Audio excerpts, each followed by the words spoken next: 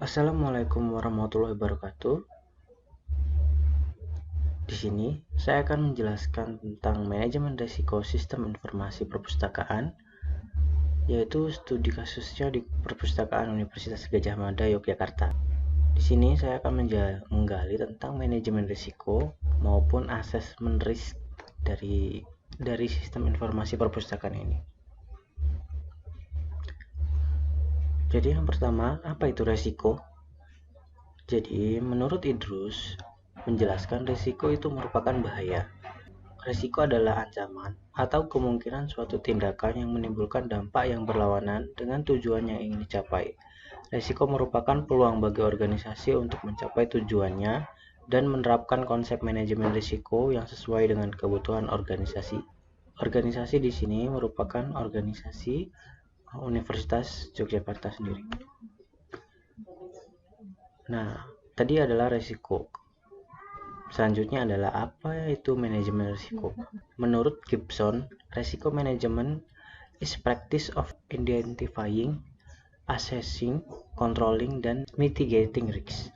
Yaitu manajemen risiko diartikan sebagai kegiatan praktis tentang identifikasi, penilaian, pengontrolan, dan peringatan terhadap risiko itu sendiri. Di Universitas Yogyakarta pada kali ini kita menggunakan framework NIST. NIST 800-300 merupakan panduan manajemen risiko untuk teknologi informasi.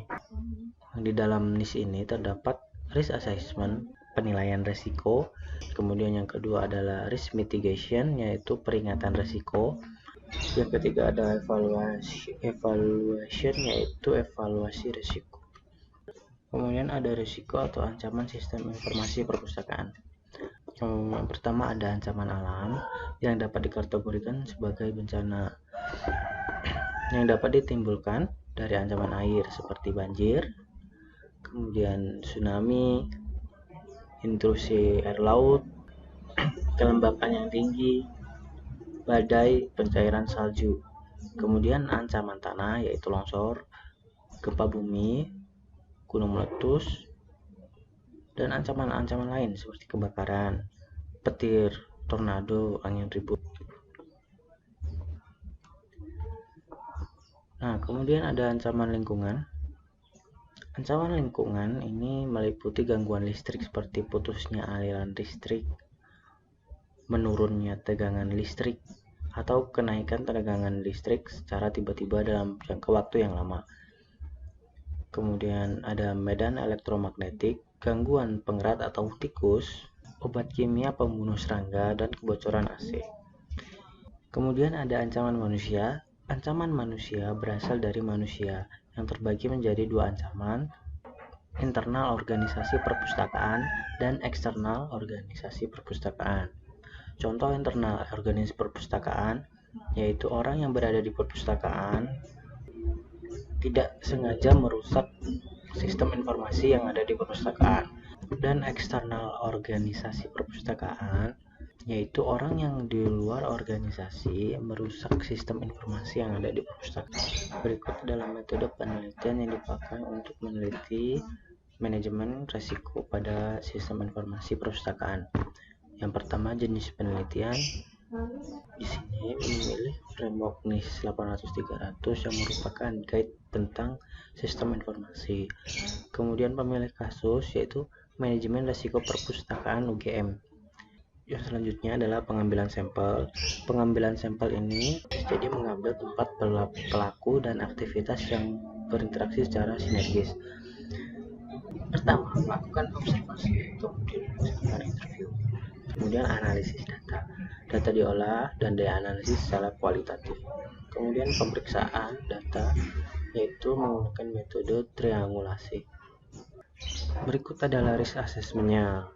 Jadi ada jenis risiko listrik, password, otorisasi, hak akses, backup server hang, kemudian keamanan sistem, dan yang terakhir sumber daya manusia. Ini ada konsekuensinya dan nilai dampaknya. Seperti listrik, contoh konsekuensinya yaitu terhentinya proses pengambilan keputusan dan hilangnya kemampuan menyediakan sistem informasi yang menunjang proses bisnis perpustakaan. Nah, di sini memiliki nilai dampak yang tinggi.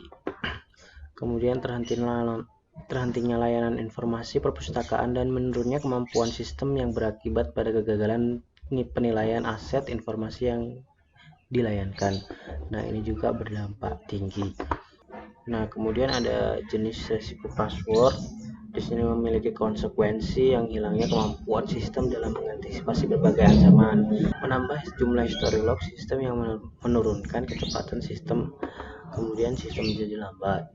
Password ini memiliki nilai dampak yang tinggi.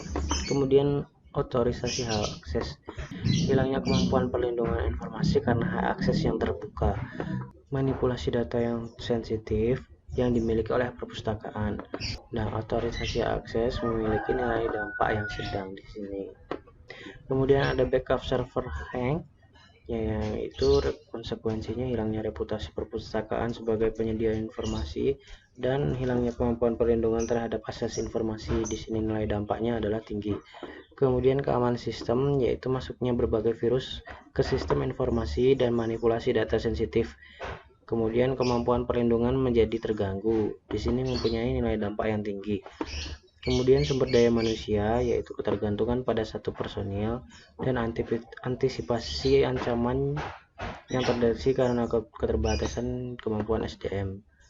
Nah, nilai dampak di sini adalah sedang. Kemudian di sini ada tabel penentuan risiko. Ada tipe resiko yang tadi sudah disebutkan, kemudian nilai skor kemungkinan ancaman, ini ada skor dampak, kemudian skor resiko, dan predikat level ranking. Di sini ada tabel 3 yaitu merupakan rekomendasi. Di sini ada tipe resiko, level resiko, dan rekomendasinya. Contoh yang pertama adalah backup server hang, memiliki resiko tinggi, yaitu rekomendasinya adalah menyediakan recovery backup rate, backup secara periodik, pemindahan server, cloud computing, dan pembuatan dummy server. Kemudian yang kedua listrik, level resikonya tinggi, yaitu rekomendasinya adalah perbaikan dan penambahan kapasitas genset, kemudian pembelian dan penggunaan UPS. Kemudian yang ketiga adalah keamanan sistem, yaitu level resikonya tinggi, yaitu rekomendasinya adalah install firewall, antivirus, dan deep freeze, modifikasi default system. Kemudian yang keempat adalah password, memiliki nilai resiko tinggi, yaitu rekomendasinya adalah perubahan password secara berkala, kerahasiaan password, dan pengaturan password sesuai tupoksi. Kemudian yang kelima adalah otorisasi hak akses, Kemudian yang kelima adalah otorisasi hak akses yang memiliki level risiko sedang. Rekomendasinya yaitu update dan perubahan hak akses secara periodik.